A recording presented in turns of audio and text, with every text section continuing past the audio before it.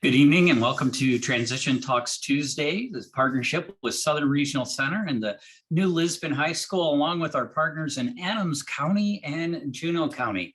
Tonight, we're going to be talking about disability work benefits, how you navigate work and support. We know that having a job can increase self-esteem, can obviously bring in income and support social development and so much more. But if you're working with public benefits already, it can be tricky figuring out how to receive the optimum level of support. So we are joined tonight by Sarah Schroeder, who is a work incentives benefit specialist with ERI. Sarah, thank you so much for being here tonight. I had to unmute myself. Thank you for having me. This is the phrase of the last 2 years. Right. It's a little awkward sometimes, but it's a really great forum to be able to, get this information out to a lot of people who might not be able to get it otherwise. All right. I totally agree. I mean, this is one of those topics where sometimes you don't even know that you need to know about work benefits. So I'm really excited that we're here and that we can record this and make it available. Yeah, that's great. Thanks for having me again. This is a really great topic to have. Like Tim said, sometimes you don't even know when you need help until you get that letter from Social Security saying something has happened. So, it's great to know all of the information beforehand, so maybe you can avoid some of that. So I'm going to talk a little bit about some of that. It'll be a pretty general information, and then at the end, my contact information will be available if there are more specific questions that you want answered. So again, I am Sarah Schroeder from ERI, a work incentives benefits specialist. And there's a couple different types of benefits specialists that I'll be talking about. There we go. So there are disability benefits specialists and work incentives benefits specialist. So I'm going to go through just real quick what each of those do. And the disability benefits specialists work at the Aging and Disability Resource Center, or the ADRC, and most counties have one. So if you haven't worked with them before, they're pretty much specialists able to give you information and referral about resources in your area. But the DBSs, or the disability benefits specialists, focus on helping people fill out different forms for benefits that they might be eligible for and need. So they're going to help with applications for Social Security benefits, for Medicaid, for food share, things like that. Appeals or waivers. If somebody has a overpayment from Social Security, they can help with that. Sometimes they can help with medical reviews. That's something that Social Security does on a rotating basis, usually it's between 3 and 7 years. People on SSDI have to get. Again, helping with applying for Medicaid, figuring out which Medicaid program is best, and then Medicare Part D assistance, which is the prescription part. So I always tell folks to contact the ADRC, especially if they have insurance, Medicaid and Medicare questions, because they are the experts. And then there are the work incentives benefits specialists, or WIBs, and we focus more on how the earnings are going to be affected by benefits you already have. And there's a few different ways that our referrals are funded. So if you're working with DVR, or the Division of Vocational Rehabilitation, they can refer out for what they call a benefits analysis. If somebody has long-term care benefits, such as IRIS or family care, that can fund our services. And also for folks who don't have any of those, there's something called WIPA, or the Work Incentives Planning and Assistance Program, which is what I work through, and that is funded by Social Security, so it's free to anybody who doesn't have any other funding source. So you can always give our ERI a call with any benefits questions that you have, because we're going to help you somehow. So again, we focus on how these benefits are going to be affected when you go to work. So different healthcare options, reporting requirements. You know, when you get a job, you want to report that to Social Security and possibly to other places to make sure that you're following all the rules. And then there's different work incentives that Social Security has to help you as you navigate your way through working.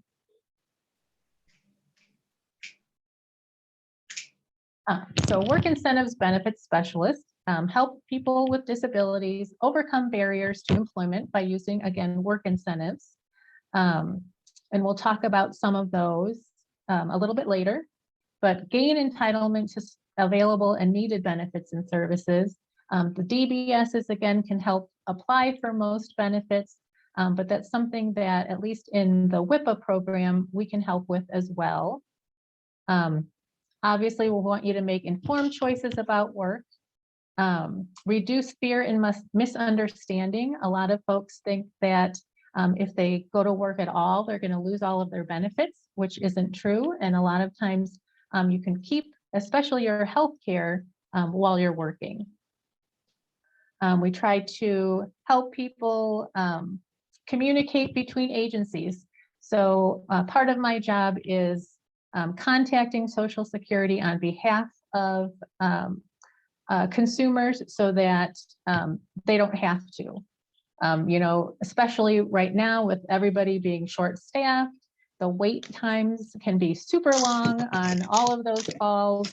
And I've gotten so many, you know, complaints that they've been on hold for an hour and then their call gets dropped. So then that's something that I can help people navigate as well. And then resolve benefits problems. You know, if you don't know the rules, how can you follow them? So I'm there to help you know what the rules are, but then also if something happens and, for example, you have an overpayment or something, that's something that we can help figure out. And again, many individuals believe that they can't work because they'll lose important benefits such as health insurance, but that is definitely not always true. Even if a lot of times your cash benefit ends, your health insurance can continue.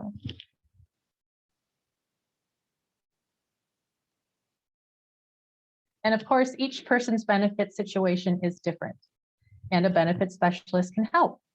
You know, we talk to a lot of people, you're talking to your friends or your family or other people that you know, and they're saying, well, when I went to work, my benefits stopped. You know, which may be true, but your benefits might not be exactly the same as their benefits. So we want to get that information out to you specific to your situation.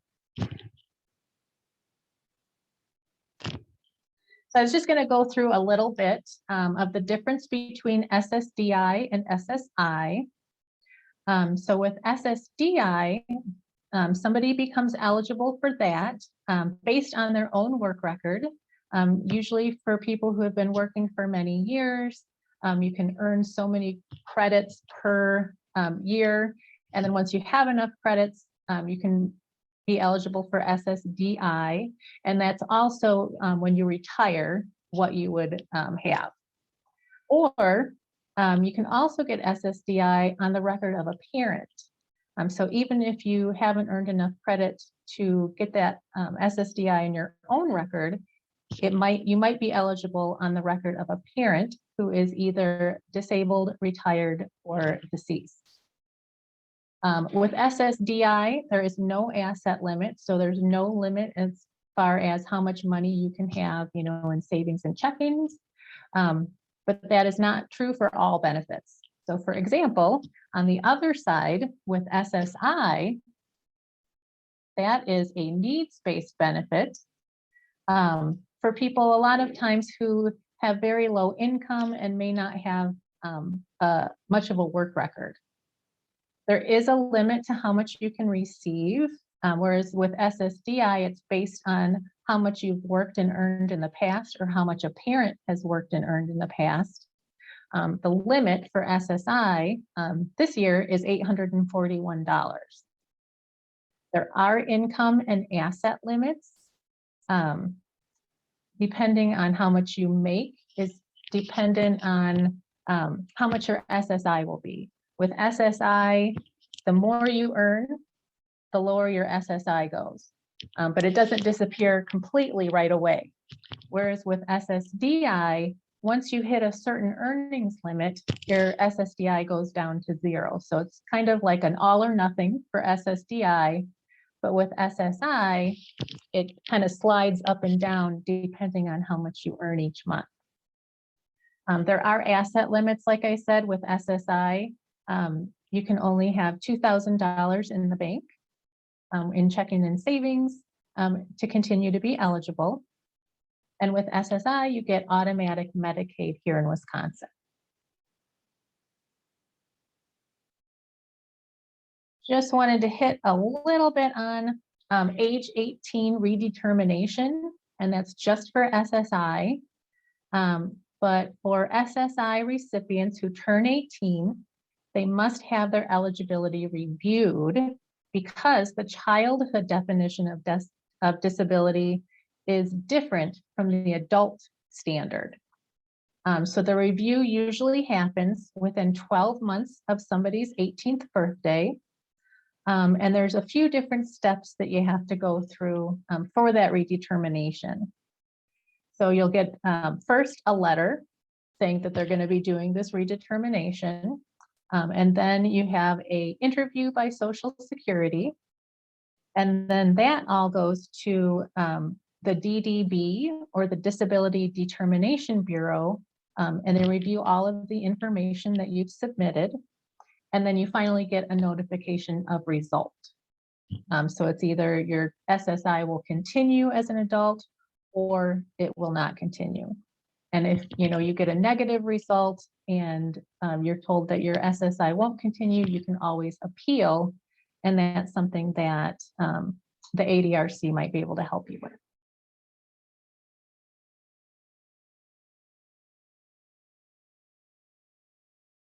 All right, moving on to health insurance. On the Medicare side, that you get after 2 years of being on SSDI. It's not quite as comprehensive as Medicaid, meaning it doesn't cover quite as much or as many things. Usually with Medicare, it covers 80% of doctor visits and things like that. So you will probably have more out-of-pocket costs.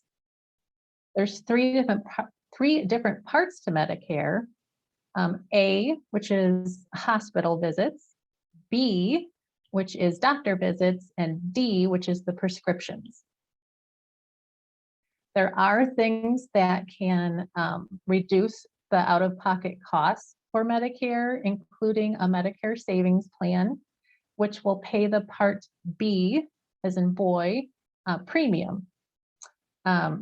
Depending on earnings and how much you're getting for SSDI, some people do have to pay the Part B premium every month, which is, right now it's $170 per month. So that can, really add up.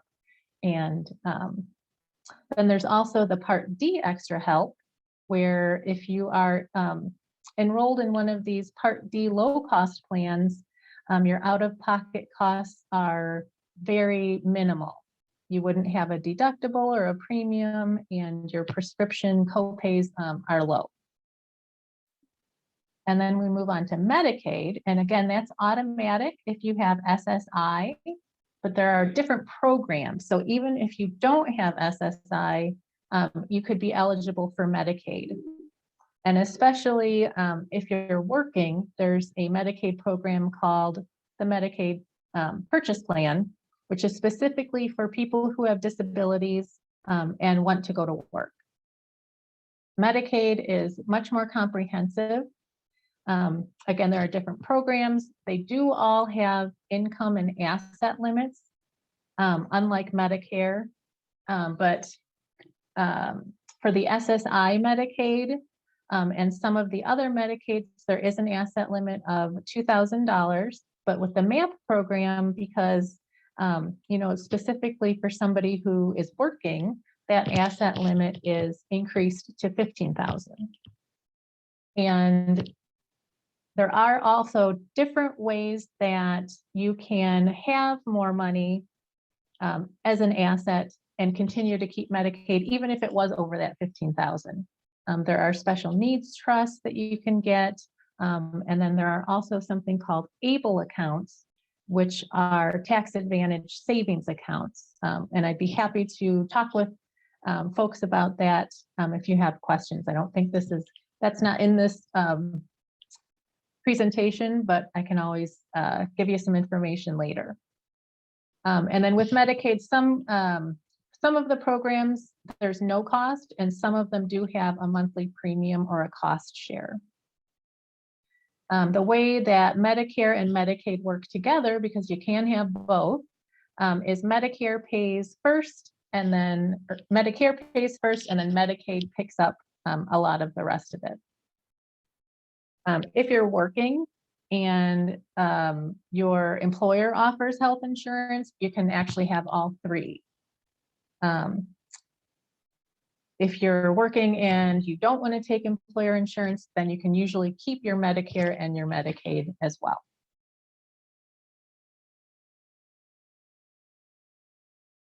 So when should somebody contact a work incentives benefit specialist? Pretty much anytime you're thinking about working, going to work, working more, developing a career plan, or just have any questions about your current benefits. If on the one end, if you're considering work for the first time, it's nice to have this information. What are my earnings limits? How can I keep my insurance, and all of these other questions, so that kind of going into getting a job, what the steps are when you're working. If you're going to make more money, you still, you might know what phase you're in, but then what happens if I lose my cash benefit? Will I be able to keep my insurance? So we'd be able to answer all of those questions. And then of course, if any issues come up, you would want to call a benefit specialist as well, because we can help walk you through, any paperwork that you have, again, being the contact for Social Security, and things like that.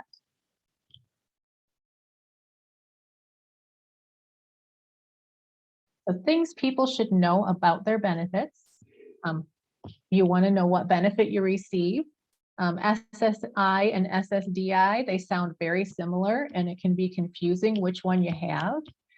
So that's definitely something that we can help with, but also you can call Social Security to ask, or check online. If you have a My Social Security account, you can get a benefits verification right online, and it'll tell you what your benefit is, how much you're getting every month, and when your benefit started.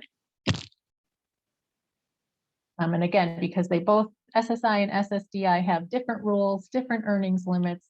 So you want to know which one you have, so you can know all of the information, as you're going to work. Important records to keep, pay stubs. You want to keep copies or keep the originals for yourself. When you're working, Social Security wants you to report your work. You can do that online, or you can send in copies of your pay stubs, but always be sure to keep the originals just in case you need them, or if Social Security asks for them again. Keep any letters you get from Social Security and other benefit providers. It's much easier to figure things out if you've got the letter right in front of you as you're calling Social Security, or if you're asking a benefits specialist for help. It's really nice for us to have a copy of the letter, so we can get as much information as possible before we either have to call Social Security, or sometimes we can help you interpret those letters. Because we all know Social Security speak is like a foreign language. So it takes a lot of interpretation sometimes. And then also receipts. If you are spending out-of-pocket money for medical expenses, and you're on SSDI or SSI, they have something called ERWIs, or income-related work expenses, that can help reduce the amount that Social Security counts as earnings, which means then you'd be able to earn more and keep your benefits. So an ERWI, again, any out-of-pocket medical expense that you pay for in a month that you're working that you need to work. So for example, prescription copays, doctor copays, therapy copays.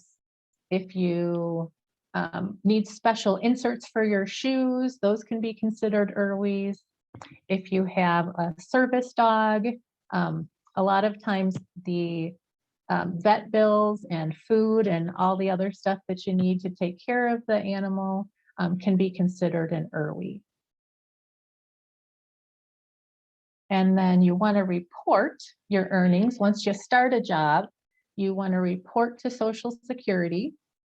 And then usually on an ongoing basis, you want to report as well. Different offices have different rules, but my suggestion is always, as you're working, report your earnings every month. And then you also want to report to the consortium. They take care of Medicaid and food share.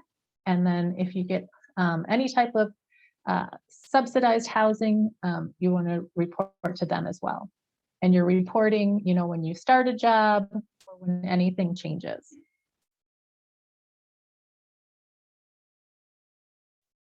But just a little bit of information about money management and your first paycheck.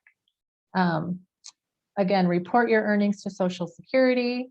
When you first get a job, you want to call them to report, but then after that, you can report online if you have one of those My Social Security accounts, or again, you can mail or fax in copies of your pay stubs.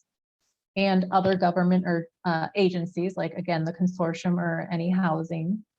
And you want to report again when you start working, when you stop working, if anything increases or decreases. So if you get a raise or you start working more hours, and then other changes, including, you know, of course, if you move, you want them to be able to contact you in a timely manner if you get married or have children. And then things to know about your paycheck. It's sometimes surprising when you get your first job and you get your first paycheck that you're working, say, 20 hours a week and you get paid $10 an hour. So you're expecting your paycheck for that first week to be $200, and it's actually $160. Well, where did that other $40 go? So just know that when you start working, you're going to have taxes deducted from your paycheck, so you don't get the whole thing. And then your budget might change. So for example, the pay frequency, you're used to getting, you know, your SSI check every third of the month, but then you start working, your SSI goes down. So on that third of the month, you're getting a little bit less, but you're getting paid from your job every other week. So you might have to change your budget up a little bit. And that's something that, you know, we can help you with some as well. We have some basic budgeting tools that we could go through with you. So of course, you may want to talk to a benefits specialist if you have any questions.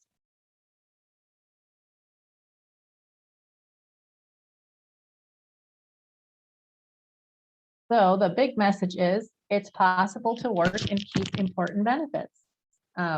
So working doesn't mean that you lose your cash benefit or your health care. There's a lot of ways you can keep it, at least for some time. And again, even if your cash benefit stops, you can often keep your health insurance.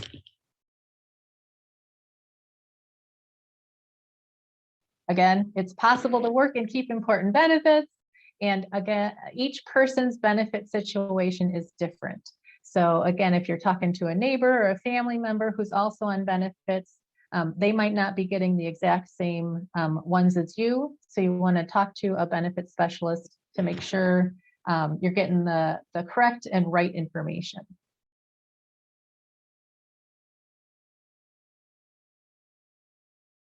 And that is it. Let me just get to my information there. And I think there's going to be slides available after this. So my contact information is on the presentation. Fantastic. Thank you so much, Sarah. That was a lot, of course, a lot of information. And again, you know, it goes back to, well, if this, then this, but not necessarily, because if this, then this. So I really appreciate the, you know, trying to lay out the larger scenarios. Can you give us an example of like and this is poor Sarah was not prepped for questions from me, so we'll give her a little bit of a break here.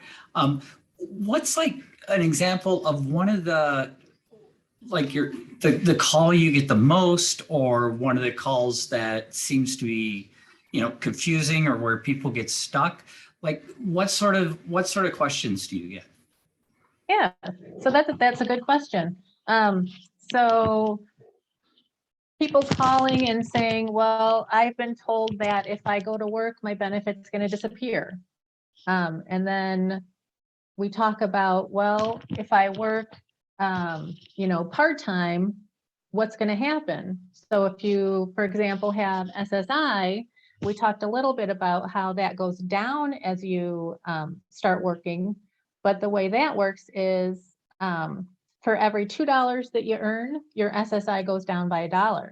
So usually, even though your SSI is going down, your overall money is higher because you're also working.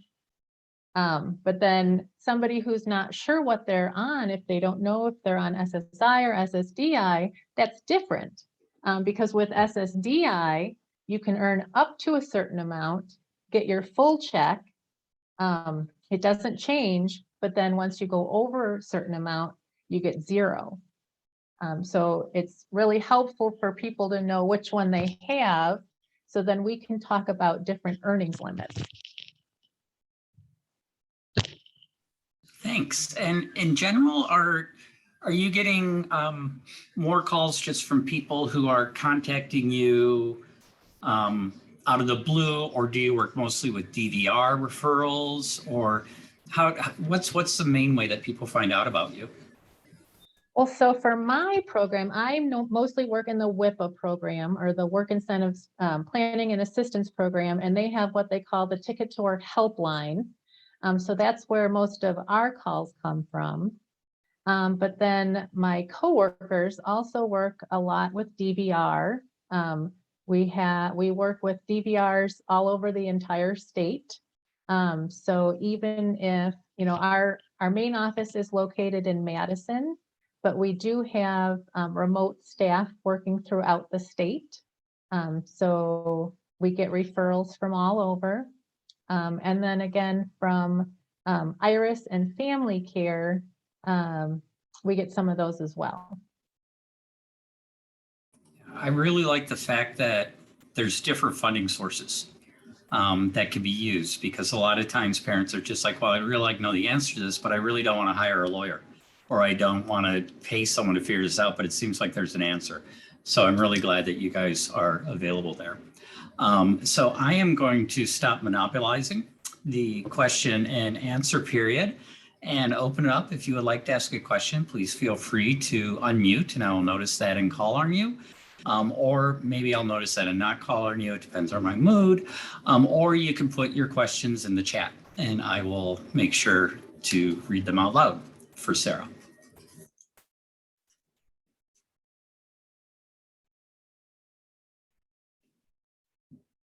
And just as you're formulating your questions, yes, we will send out the slides. Tomorrow after the program, we'll put together a list of resources from the chat box that go along with the presentation that Sarah just had. So we do have a question, Sarah. Do you know what's the average time for an approval or denial? And I am not sure approval, if the person, for SSI or SSDI. So do you know the average time in denial for someone applying for SSI or SSDI? I don't, I know it can be a long time. I've heard from the people I'm working with anywhere from a year onward. I don't know if that's average. I work with a lot of people who have applied in the past, gotten denied, and then had to appeal. So that can be a long process as well. And, making that point, because it is a long process, it's such a good idea to talk to somebody to know what those limits are and where things, progress as you're moving into working, just so that, all of that time and effort you've made to get on benefits isn't in jeopardy. But I don't have a good answer to that. I don't know what the average is, but I know it's a long process.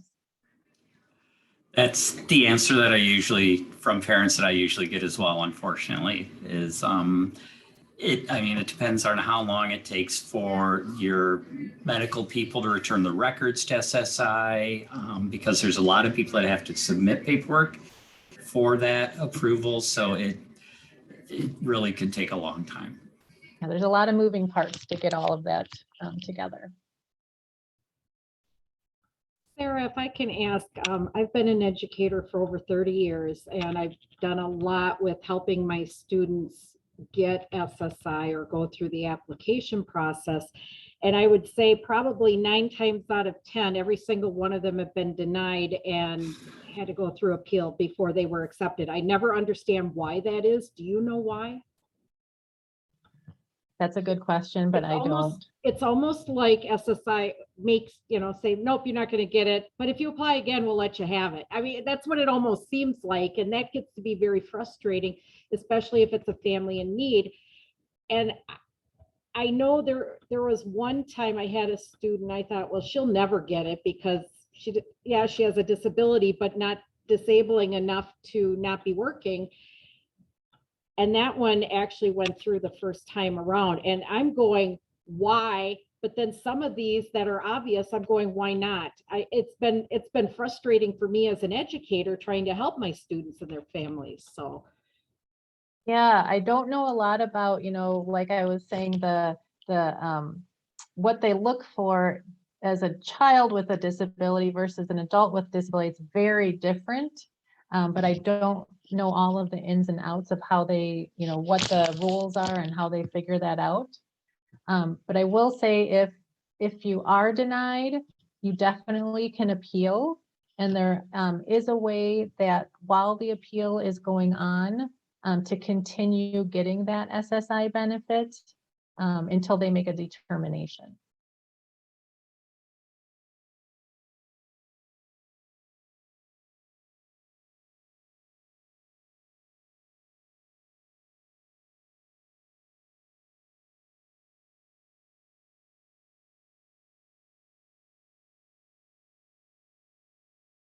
Julie, again, I can't speak to the reason why, just that you're not alone. As we hear that from parents as well.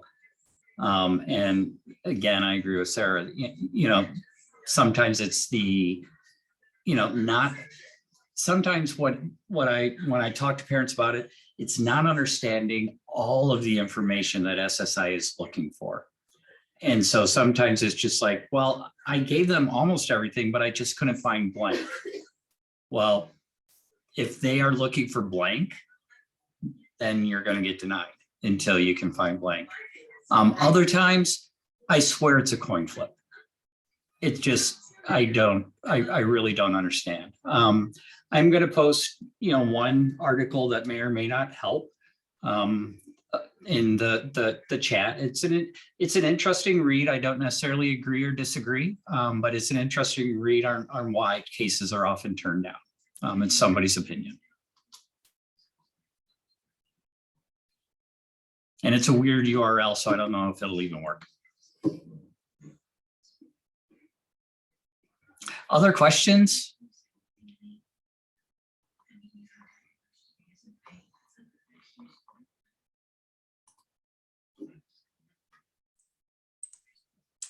I've just got one for you, Sarah. How Yeah, long Megan. does ERI work with an individual after they do a benefits analysis with them? Do they just hang out with them for, or not hang out with them, but, you know, do they stick with them for, you know, a few months or up to a year? Or how long does that work for you guys? Yeah, that's a good question. It really depends on who is referring. So with DVR, the main thing that the benefits specialists do is a benefits report. And then folks can contact whoever they've worked with for up to a year after that with questions. It's kind of the same with the long-term care. You know, you get kind of a referral for just this report, but then you can follow up a few times during the year. If you're working with the WIPA program, we are more long-term. So even if you've had a benefits analysis through DVR, but you're no longer working with them or something, you can always call the WIPA, because after we do the benefits report, we can work with somebody ongoing as long as they need help. And we have a question in the chat. I'm sorry, Megan, did you have a follow-up? No, I just saw the question in the chat, and since I'm with Iris, I thought I would just buzz in and answer the question for you. I if that's love okay. having different people on these calls. It's so much fun. So the question is, do we just have to ask our Iris consultant for access to a benefits specialist? So first we'll hear from Iris, and then we'll have the rebuttal from then if there's anything to add, then Sarah can add it. Megan, can you help us out? Sure. Yes, you know, you can ask your Iris consultant for you know, to have a benefits analysis done. Now, if you're, you know, working with DVR, then DVR would be doing that. That wouldn't be funded through, you know, through your Iris funds. That would be funded through DVR. If you're, you know, if your DVR case is closed and you maybe got a new job and want a benefits analysis done, your Iris consultant can work with you on getting a benefits analysis done. So basically the answer to that is yes, to a point. Right. That's if you have Iris, that is definitely the first person you need to go to.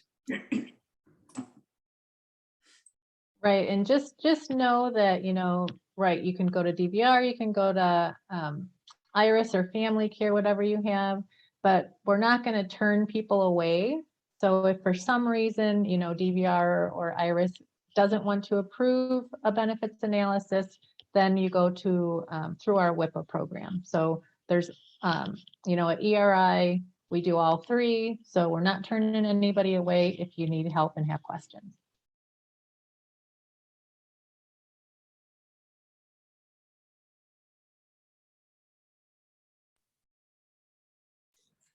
Any other questions, comments?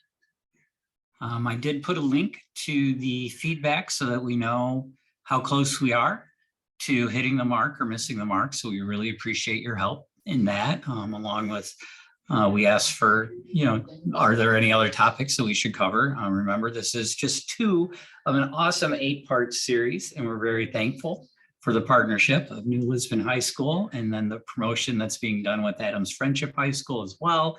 Love Juneau and Adams County, and I can't wait to be able to travel again so I can come back up and see y'all sometimes. Any final questions before we close it out for the night? All right, Julie? Thank you, Sarah, for joining us tonight. And thank you, Tim, for coordinating this. We had a second awesome week, so we hope to see you back on March 1st, I think it is. And You know, that's a great question. I think it is March 1st. I'm going to find out so that we can, you know, I should, if I was better at my job, Julie, I would have this all ready and there would be this slick promo and maybe there would also be like music or something.